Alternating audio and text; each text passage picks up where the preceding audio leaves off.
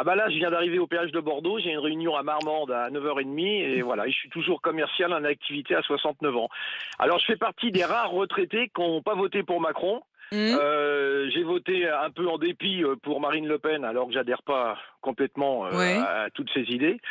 Et moi, je pense qu'il va falloir que Emmanuel Macron réalise que la politique va pas être si facile pour lui, pour les 5 ans à venir. Et pourquoi? Et par rapport à votre auditeur tout à l'heure, où je respecte son choix de donner une majorité pour garder une stabilité dans le Mmh. pays, moi, je pense que la force de notre pays, de notre démocratie, c'est de pouvoir quand même mettre une certaine opposition, que je dirais l'ensemble des Français qui n'ont pas voté pour Macron, qui ont voté pour Macron avec dépit, puissent néanmoins élire des députés à l'Assemblée, qui soient du camp de Mélenchon, de la gauche traditionnelle, voire de Marine Le Pen, qui est plus de députés de l'opposition qui pourront se faire entendre. Ça veut dire, Gérard, que vous voterez à nouveau pour le Rassemblement national aux élections législatives?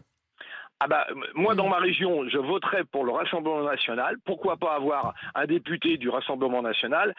Je sais pertinemment que ça va être très compliqué à La Mmh. Rochelle, qui est quand même un bastion de gauche, voilà, qui va pas vers les extrêmes.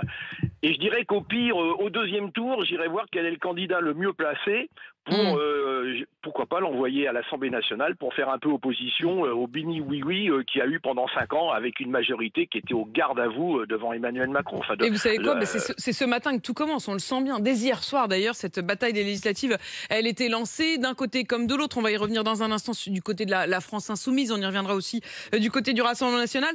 Gérard, vous avez voté Marine Le Pen, vous êtes aux portes de Bordeaux, sachez-le, vous n'arrivez pas en terrain conquis. Bordeaux fait partie des villes qui ont le plus voté Emmanuel Macron.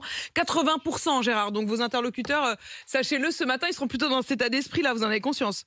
Je vais me faire tout petit en passant Bordeaux, mais je vais vite prendre la rocade pour aller vers Marmande. Mais néanmoins, attendez, 80% des Bordelais, les Bordelais ont toujours, ça a toujours été un bastion. Moi, je me rappelle de la droite classique avec Chirac, avec Chaban-Delmas.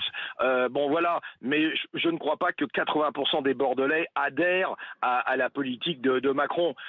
Maintenant, s'ils ont voté pour Macron à plus de 80%, il va pas falloir les voir dans la rue après contre la politique qu'il va y avoir dans les 5 ans à venir. Il va falloir que les gens se fassent tout petits, ceux qui ont voté Macron. Et qu'ils Donc moi, assument. j'y crois pas aux 80% de Bordelais. Il y en a peut-être 55-60%. Oui, ça a toujours été un bastion, je dirais, classique Mais de la pour vous, droite c'est pas forcément républicaine. une adhésion à ce point. Merci Gérard, en tout cas.